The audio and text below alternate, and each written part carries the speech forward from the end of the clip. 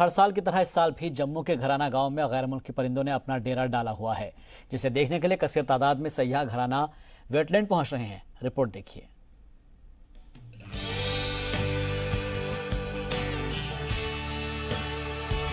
नीले आसमान में पंख पसारकर तैरते पंछियों के लिए कोई सरहद नहीं होती।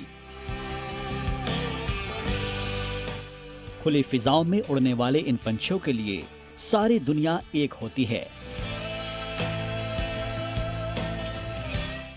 यही वजह है कि सरहदों को पार कर जम्मू के घराना वेटलैंड में इन गैर मुल्की परिंदों ने अपना डेरा डाला हुआ है। हजारों मील का फासला तय करके आए ये परिंदे यहाँ खेलते और हसीन मौसम का लुत्फ उठाते नजर आ रहे हैं। नजारा इस कदर दिलकश है कि आपके पलके भी न झपके। इन नजारों को देखने के लिए कई लोग महीनों तक इंतजार करते हैं।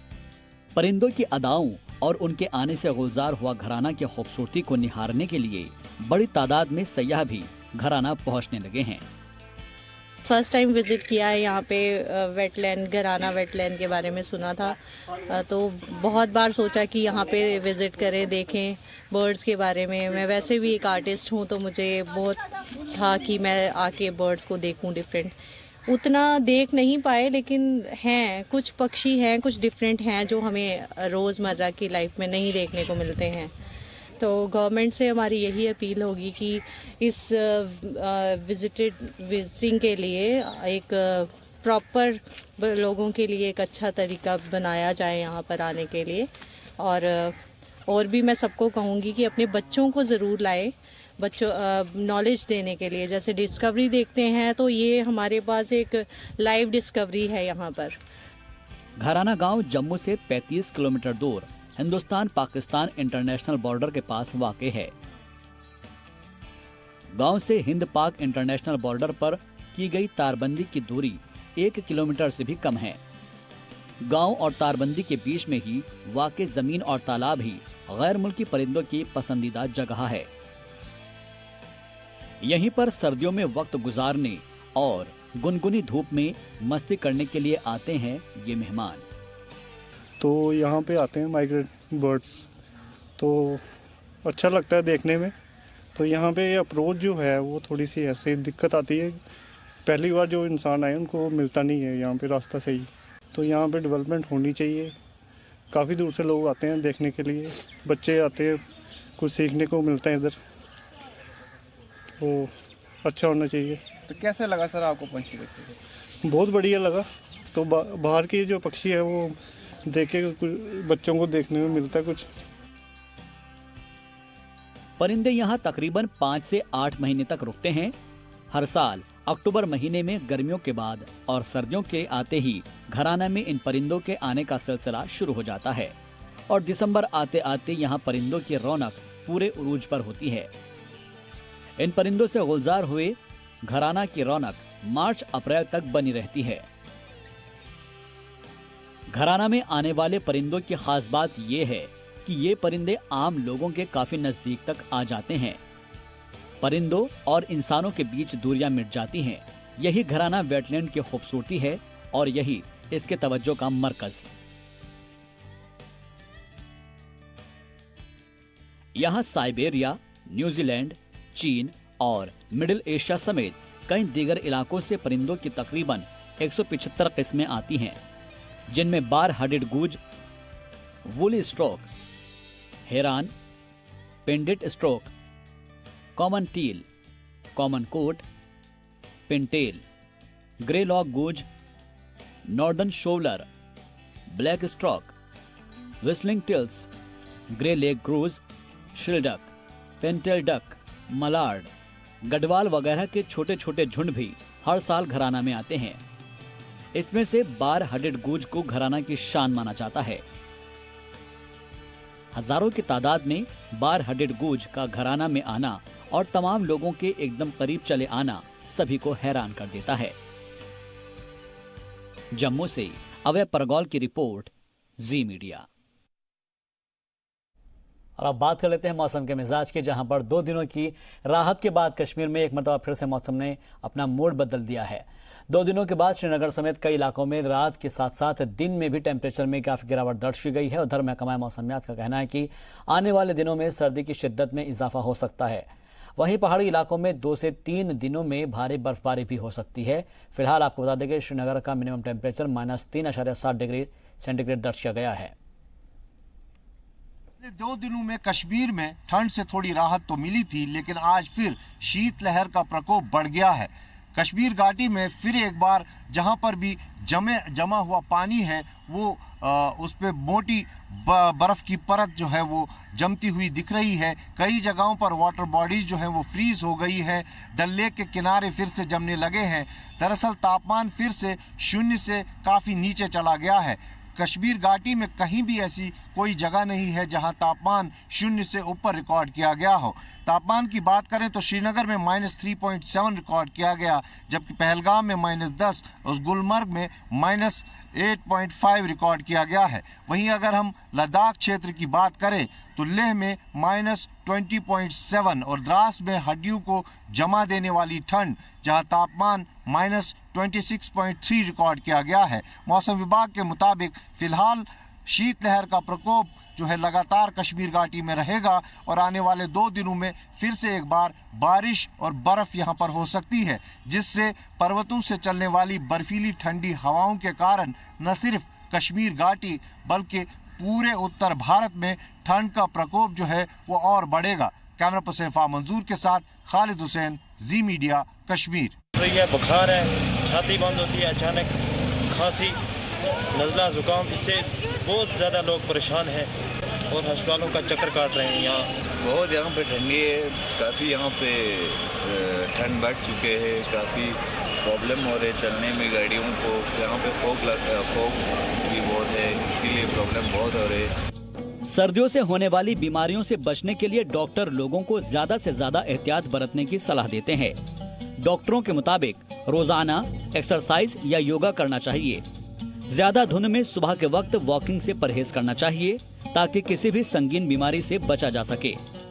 और बहुत ठंड बहुत बढ़ गई है और धुंध बहुत बढ़ गई है। भी एक्सपेक्ट कर रहे हैं कि बर्फ़ होगी। सर्दी के लिहाज से मैं आपको बोलूँ कि जो ज़्यादा बीमारियां आजकल हैं वो हो रही हैं। एक तो सिंपल फ्लू होता है, जो फ्लू मतलब जो ज़ुकाम है, सर्दी है, और उसके साथ फिर बाकी चीज़ें होती है, मतलब जिस्म में दर्द आता है, बुखार आता है, और फिर उसके साथ एक खांसी होती है।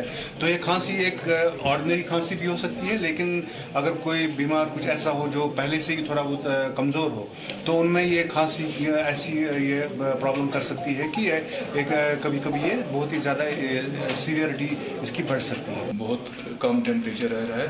इसमें कुछ दिनों से हमने देखा कि जो मेरे पास बच्चे आते हैं, बहुत ज़्यादा बच्चे बीमार पड़ रहे हैं और ज़्यादा जो उनको बीमारी हो रही है, रेस्पिरेटरी ट्रैक्ट इन्फेक्शन हो रहे हैं, जो छाती ख़राब होती है, गले में इन्फेक्शन हो रहे हैं। तो इसमें जो प्रिवेंशन है वो ज़्यादा बेहतर है दैन के ट्रीटमेंट। अगर हम अच्छी तरीके से कपड़े पहन के रखे बच्चों को, जो ज़्यादा छोटे बच्चे हैं 3 to 5 ईयर्स ऑफ जो कपड़े हैं वो उनको पहनाएं, और जहाँ पे वो बैठ रहे हैं ज़्यादा अंदर बाहर ना करें। एब्रप्ट चेंज इन टेम्परेचर नहीं होना चाहिए कि अंदर से बाहर निकल रहे हैं, अंदर अच्छी तरीके से टेम्परेचर है, बाहर ठंड है, या स्कूटर या बाइक पे ज़्यादा ना बच्चों को घुमाएं, और अच्छी तरीके से कपड़े पहनाएं और टोपी बच्चों को पहनाएं, मफलर पहनाएं, ठीक है ना। शदीद सर्दियों में बीमारियों का होना लाजमी है, लेकिन डॉक्टरों के मशवरे पर अमल किया जाए तो बहुत हद तक इससे बचा जा सकता है।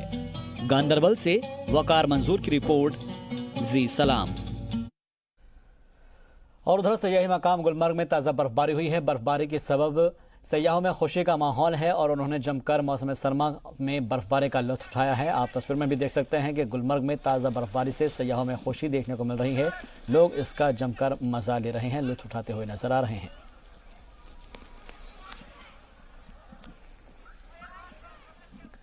जम्मू कश्मीर में भारी बारिश और कौमी शाहराह के 4 लेन की तोसी के सबब रामबन और बनिहाल के बीच चट्टाने गिरने से 270 किलोमीटर लंबा जम्मू कश्मीर कौमी शाहराह 3 दिनों से बंद पड़ा है। रास्ता बंद होने की वजह से हाईवे पर आमदोरफ्त मुतासिर हो गई है और कई जगहों पर गाड़ियों की लंबी लंबी कतारें लग गई हैं। हजारों की तादाद में वादी जाने वाले और वहां से आने वाले मुतासिर उधमपुर, रामबन, बनिहाल और काजीगुंड में फंस गए हैं। कई जगह पर मुसाफिर को पैदल अपना रास्ता और सफ़र तय करना पड़ रहा है। मुसाफिरों के साथ साथ वादी कश्मीर को ज़रूरी सामान ले जाने वाले ट्रक ड्राइवर भी परेशान हैं, जहां पर इंतजामिया रुके हुए मुसाफिरों को राहत पहुंचाने की कोशिश में लगा हुआ है। हाईवे को खोलने के लिए नेशनल हाईवे अथॉरिटी के इंजीनियर और मशीनें बड़ी तादाद पर काम कर रही है। फंसे हुए कहाँ से कहाँ जाना और किस तरह की मुश्किलात से आपको यहाँ पे गुजरना पड़ रहा है? फंसे हुए हम, मुझे सोपोर से आया हूँ और LPU जाना था पढ़ने के लिए, लेकिन 3 दिन से रोड में फंसा हूँ। यहाँ पे ना पुलिस आगे आ रहा है, ना ट्रैफिक पुलिस आगे आ रहा है। 4 दिन से ये लोग हटा रहे हैं इसको, लोगों की कोई हेल्प नहीं हो रही है। इवन की यहाँ पे डेड बॉडी, यहाँ पे डेड बॉडी पड़ी है, इसका भी कुछ नहीं हुआ है। यहाँ पे एक लेडीज है, उसका हस्बैंड वहाँ से पड़ा हुआ है। मैं 3 स्टार के पास गया, बोला कि उसका हस्बैंड वहाँ से पड़ा हुआ है। वो बोल रहा है फोन करो, मैंने बोला फोन तो स्विच ऑफ है। बोल रहा है तो मैं क्या करूँ यहाँ पे, खुद जाके देखो। तो क्या जग मारी यहाँ पे पुलिस किस लिए पुलिस यहाँ पे? सिर्फ डंडा उठाने के लिए? लोगों की कोई हेल्प नहीं हो रही यहाँ पर। एडमिनिस्ट्रेशन कहाँ पे? हम पीछे दिल्ली से आए हैं, हमारे साथ बीमार था, उसकी वहाँ दिल्ली में ही डेथ हो गई। और हम 3 दिन से यहाँ दिल्ली से आने के बावजूद वहाँ से हमें एम्बुलेंस प्रोवाइड की गई और यहाँ कश्मीर में हमें कोई रिस्पॉन्स ही नहीं मिलता है। 3 दिन से हम रास्ते में भूखे बैठे हैं और मेयत लेकर। ये बिल्कुल नाजायज़ है, बिल्कुल शरीयत के खिलाफ है कि लापरवाही है, इसको इनकी लापरवाही हैं। पावर डेवलपमेंट डिपार्टमेंट के खिलाफ PDL TDL के सैकड़ों एम्प्लॉयज ने ईदगाह पर एहतजाज किया। उन्होंने गांदरबल के DC के सामने भी मुजाहरा किया और मुतालबा किया कि डिवीज़न ऑफिस में पड़ी सभी पेंडिंग फाइलों पर गौर किया जाए। इसके अलावा तवील मुद्दत से पेंडिंग ऑर्डर्स को भी रेगुलराइज किया जाना चाहिए। 1 जनवरी 2020 से हम टेलीवेजर यूनियन हड़ताल पर चले गए हैं। हमने कुछ डिमांड्स रखी है डिपार्टमेंट में। जनवरी 2019 को जो DPC हुई है उसके ऑर्डर्स अब तक बंद पड़े हैं। दूसरी हमारी ये डिमांड है, जो डिवीजनों में या सर्कलों में रुकी पड़ी फाइलें हैं, जो किस वजह से इन्होंने रुकाई है हमें नहीं पता है। हम इन्हें ये अपील करना चाहते हैं कि बगैर वक्त ज़ाया किए उन्हें चीफ ऑफिस रवाना किया जाए ताकि उनको अपलोड किया जाए। और तीसरा हमारा मुद्दा ये है, जो हमें पिछले 1 साल से हमारी तनख्वाहें जो है बंद पड़ी है, उन वेजेस को वागुजार किया जाए। और चौथा जो मसला हमारा ये है, जो 16, 17, 18 के जो रिलैक्सेशन केसेस पड़े हैं अभी सेक्रेटरीट में, उनके ऑर्डर्स भी वागुजार किए जाए। और चौथा जो हमारा सबसे बड़ा मसला ये है, जो SRO 43 है वो इम्प्लीमेंट किया जाए। श्रीनगर में महाराष्ट्र की एक खातून के साथ धोखाधड़ी का मामला सामने आया है। इल्जाम है कि एक नामी इवेंट मैनेजमेंट के मालिक आयान तारिक खान 14 लाख से ज्यादा रुपए का चूना लगाकर गायब हो गया है। खातून के मुताबिक मज़कूरा अफराद ने उन्हें महाराष्ट्र से श्रीनगर बुलाकर एक इवेंट को ऑर्गेनाइज करने का भरोसा दिया था और जब खातून ने तैयारियां शुरू कर दी तो मज़कूरा कंपनी के मालिक आयान खान ने इवेंट को कामयाब बनाने के लिए अखबारों में इश्तेहार देने के नाम पर उससे पैसा ऐंठ लिया। गौरतलब है कि पहले भी पुलिस मज़कूरा फ्रॉड कंपनी के मालिक के खिलाफ FIR दर्ज कर चुकी है। प्रोडक्शन एक इसका ऑफिस था, उसमें 5-6 शायद बंदे लोग काम करते थे और वो खुद था। तो कितना अमाउंट था टोटल इसमें?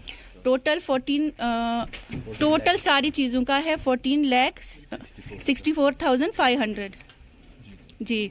तो वो प्रेस कॉन्फ्रेंस भी ख़त्म हो गई, उसका पैसा, फिर गूगल वेरिफिकेशन, बोला मैम आप सेलिब्रिटी हो, आपका गूगल वेरीफाइड नहीं है, मैं आपको करके दूंगा। तो उसके लिए भी उसने पैसे लिए मुझे, लेकिन कोई वेरीफाइड हुआ ही नहीं, ना तो कोई ब्लू टिक आया। तो FIR भी इसमें? जी FIR भी किया हुआ है। उसके बाद से मतलब शायद इन्वेस्टिगेट पूरी तरह से हुआ नहीं है, पेंडिंग पड़ा है, चालान भी पेंडिंग है अभी। तो आप क्या चाहती हैं? बस ये चाहती हूँ कि पैसा मिलेगा नहीं मिलेगा वो मुझे नहीं पता है, लेकिन एक सोसाइटी को बताना चाहती हूँ कि इसने और लोगों को भी चीट किया है। जिन जिन लोगों से मेरी मुलाकात हुई, चाहे वो VLCC हो, कुछ सैलून है जहाँ पे उन लोगों से भी इसने पैसा लिया है, काफ़ी बंदों से पैसा लिया है। उनके तो छोटे अमाउंट है, लेकिन मेरा काफ़ी बड़ा अमाउंट है। 26 जनवरी 2020 को मनाए जाने वाले यौम जमहूरिया से पहले की तैयारियों का जायजा लेने के लिए भद्रवाह के ADC राजेंद्र कुमार खजूरिया ने अफसरान के साथ एक मीटिंग की। ये मीटिंग भद्रवाह के डाक बंगले में मुनाकिद की गई है, जिसमें भद्रवाह ASP राज सिंह गौरिया और तहसीलदार जीशान ताहिर भी मौजूद रहे। मीटिंग के दौरान यौम जमहूरिया से जुड़ी हुई तैयारियों और इंतजामात पर चर्चा हुई, जिसमें ट्रैफिक निज़ाम, सिक्योरिटी, बिजली, पानी सप्लाई और सीटिंग अरेंजमेंट पर तफसील से बात की गई ताकि कोई भी बदइंतजामी न हो। इस मीटिंग में CRPF, army education, RDD, forest, municipality, PHE, R&B, PDD और बाकी महकमों के जिम्मेदार लोगों ने भी शिरकत की। इस दौरान ये तय किया गया है कि परचम कुशाई कब होगी, मार्च पास्ट किस रास्ते पर किया जाएगा, रिवायती प्रोग्राम कहां होंगे और बच्चों की रैली किन किन मकामात से होकर गुजरेगी। आज जो हमारी मीटिंग थी एक प्रेपरेटरी मीटिंग थी जो हमारा आगे नेशनल फेस्टिवल आ रहा है 26 जनवरी का, उसकी सेलिब्रेशंस के बारे में ही आज एक डिटेल मीटिंग थी विद ऑल दी डिपार्टमेंट्स के बारे में कि कैसे ऑर्गेनाइज करना है, क्या करना है, कैसे कैसे करना है। और हिदायतें दी गई हैं हमारे सभी ऑफिसर्स को कि टू जॉइंटली हम इसको अच्छी तरह से ऑर्गेनाइज करेंगे और दैट फंक्शन जो 26 जनवरी का है that will be attended by all the officer and official posted with in the sub district of Bhaderwah. Beside जितने भी हमारी लोकल पॉपुलेशंस हैं उनको भी इधर जो है एक इन्वाइट किया गया था करने के लिए हिदायतें दी गई हैं सो दैट कि वो इस 26 जनवरी को बढ़ चढ़ कर हिस्सा लें और हमारे सारे लोग आगे इसको एक ग्रेट सक्सेस बनाएं। जम्मू के कन्वेंशन सेंटर में यूनियन टेरिटरी जम्मू कश्मीर के सरकारी ऑफिसर्स के लिए एक भारत श्रेष्ठ भारत के 3 रोज़ा क्षमता निर्माण प्रोग्राम का इनेकाद किया गया, जहां पर प्रोग्राम का इफ्तिताह मरकजी वजीर जितेंद्र सिंह ने किया। इस मौके पर उन्होंने कहा कि जम्मू कश्मीर में डोमिसाइल जैसे इंतजाम पर मरकजी हुकूमत सही वक्त पर फैसला लेगी।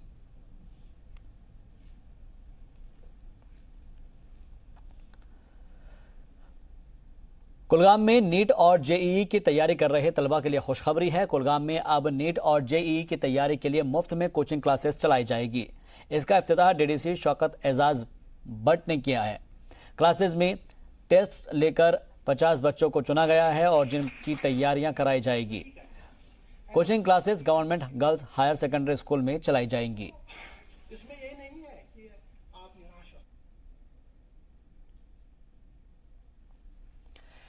बनिहाल के साहित्य अकादमी की जानिब से कश्मीर ज़बान के अदब के हवाले से एक प्रोग्राम का एहतमाम किया गया, जिसमें वादी के कलमकारों के साथ साथ मकामी मुसन्निफीन और शोरा ने शिरकत की और कश्मीरी अदब पर अपने अपने कलाम पेश किए। इस मौके पर कश्मीरी एडवाइजरी बोर्ड के कन्वीनर डॉक्टर अजीज़ हज़नी मेहमान खुसूसी रहे और उन्होंने मीडिया से बात करते हुए कहा कि कश्मीरी ज़बान के फ़रोग के लिए वादी के साथ बनिहाल के दूर दराज के इलाकों में भी इस तरह के प्रोग्राम का एहतमाम किया जाना चाहिए ताकि लोगों में इसका फ़ायदा उनको मिल सके। हाल में आकर ये प्रोग्राम करना, इसका ये एक मकसद है कि ये कश्मीरी स्पीकिंग एरिया है, यहाँ कश्मीरी बोलने वालों की एक बड़ी तादाद है और हम चाहते हैं कि जहाँ भी कोई कश्मीरी बोलने वाला है और कहीं कुछ लिखने वाले भी हों, हम उन तक पहुँचे। नई दिल्ली में चलने वाला इदारा जो नेशनल एकेडमी ऑफ लेटर्स है, मुल्क की 24 बड़ी ज़बानों को देखता है, जिसमें 125 करोड़ लोगों का मामला है। लेकिन हम ये समझते हैं कि जब हम कश्मीरी ज़बान की बात करें तो हमें बानिहाल पहुंचना ही है। हम मोह मंगत भी पहुंच गए लास्ट टाइम। तो फिलहाल आपको बता दें कि जिस तरीके से साहित्य अकादमी की जानिब से कश्मीर ज़बान के अदब के हवाले से इस प्रोग्राम का एहतमाम किया गया, जिसमें वादी के कलमकारों के साथ साथ मकामी मुसन्निफीन और शोरा ने शिरकत की और कश्मीरी अदब पर अपने अपने कलाम पेश किए। इस मौके पर कश्मीरी एडवाइजरी बोर्ड के कन्वीनर डॉक्टर अजीज़ हज़नी मेहमान खुसूसी के तौर पर मौजूद रहे और उन्होंने मीडिया से मुखातिब होते हुए बताया कि कश्मीरी ज़बान के फ़रोग के लिए वादी के साथ बनिहाल के दूर दराज के इलाकों में भी इस तरह के प्रोग्राम का एहतमाम किया जाना चाहिए ताकि लोग इससे फ़ायदा उठा सके और इसीलिए इस साहित्य अकादमी की जानिब से कश्मीर ज़बान के अदब के हवाले से इस प्रोग्राम का एहतमाम किया गया।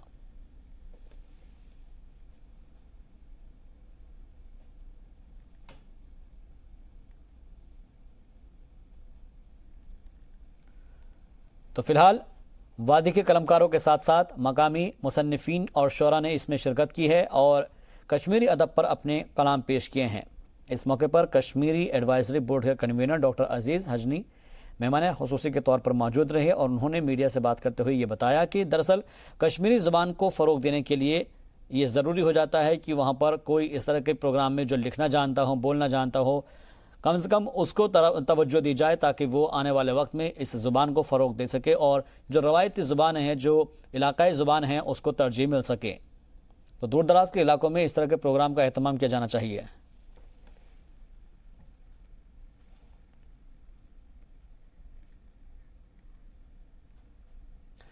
और इसी बीच बड़ी खबर का रुख कर रहे हैं। आपको बता दें कि राजौरी में एलओसी से सटे कलाल गांव में फौज का एक दल गुजर रहा था, जहां पर इस दौरान यहां पर एक पुरानी माइन पर उसका पैर पड़ा है और जिससे पहले ही उसे माइन का पता चलता उसमें विस्फोट हो गया है। लेफ्टिनेंट और जवान साथ साथ चल रहे थे, इसी वजह से सभी माइन की जद में आकर शदीद तौर पर जख्मी हुए हैं। इस वक्त की ये बड़ी और अहम खबर आपको बता देते हैं कि एक माइन विस्फोट हुआ है, ब्लास्ट हुआ है और जानकारी जो मिल रही है उसके मुताबिक यह कहा जा रहा है कि राजौरी में एलओसी से सटे कराल गांव में फौज का एक गश्ती दल गुजर रहा था।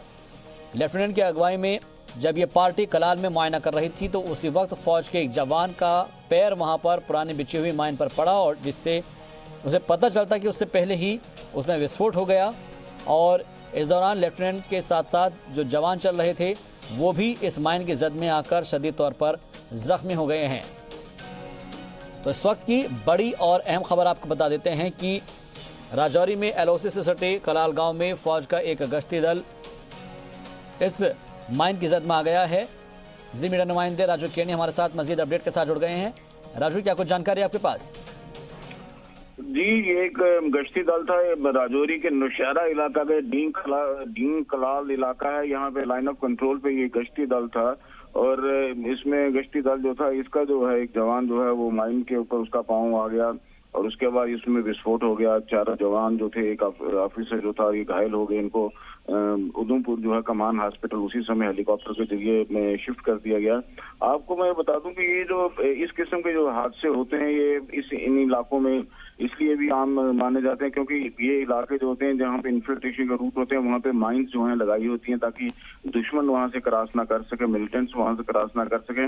और पिछले दिनों जो बर्फबारी की वजह से जो है वो इन इलाकों से ये माइंस ड्रिफ्ट कर जाती हैं। हालांकि आइडेंटिफाई किए होते हैं सेना ने इलाके की यहाँ पे माइंस एरिया है तो वहाँ पे नहीं जाना है, लेकिन कई माइंस जो होती हैं वो बरसात के कारण जो है ड्रिफ्ट करके नीचे आ जाती हैं। तो ऐसे हादसे हो जाना जो है ये आम एक बात सी हो गई है।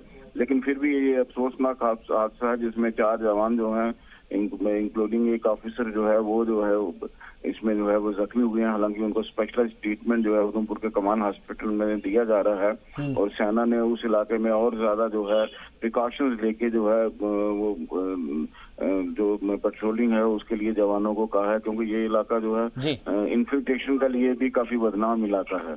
जी, और इसके अलावा एक चीज और जानना चाहेंगे आपसे कि जिस वक्त ये पूरा का पूरा वाकया पेश आया है उस वक्त वहां पर कितने जवान चल रहे थे साथ में इनके, और क्या इनके पीछे भी कोई और पेट्रोलिंग पार्टी थी ताकि कम से कम ये पता चल सके कि पीछे जो आने वाले लोग हैं उनको भी कम से कम इत्तला कर दी जाए, और या फिर इसके अलावा और कौन लोग हो सकते हैं जिन्होंने इस तरह की हरकत को अंजाम दिया है? देखिए, ये एलओसी का इलाका है और यहाँ पे जो है कई इलाकों में जो प्लग किए गए होते हैं पॉइंट्स, जो इन्फिल्ट्रेशन के पॉइंट्स होते हैं, उन इलाकों में जो है माइंस बिछाना जो है ये फौज की जो है अपनी स्ट्रेटेजिक पॉइंट ऑफ व्यू से वो माइंस वहाँ पे बिछाए होते हैं और उन्हीं में से ये माइन जो है ड्रिफ्ट करके निकल आया जिसकी वजह से जो है ये हादसा हुआ है। और लाइन ऑफ कंट्रोल पे जो है पेट्रोलिंग चलती रहती है थोड़ी थोड़ी देर के बाद और पोस्ट टू पोस्ट पेट्रोलिंग चल रही होती है और लाइन ऑफ कंट्रोल का पूरा इलाका, चूंकि लाइन ऑफ कंट्रोल की सैनिटी जो है उसको बनाए रखने के लिए हर समय वहाँ पे चौकसी की जाती है और हर समय जो है उसमें पेट्रोलिंग भी की जाती है। तो इसलिए जो ये कहना कि उस इलाके में कितने लोग थे वो बड़ा एक मुश्किल सा काम है क्योंकि सेना हर समय चाको चौबंद उस इलाके में रहती है और पेट्रोलिंग चलती रहती है। इसमें कोई ऐसी कोई बड़ी घटना नहीं हम इसमें कह सकते, लेकिन हादसा हुआ है और फौज जो है उन इलाकों को फिर ठीक है, बिल्कुल एहतियात बरतने की इसमें जरूरत है। बहुत बहुत शुक्रिया हमसे बातचीत के लिए, तमाम अपडेट के लिए राजू केरनी आपका।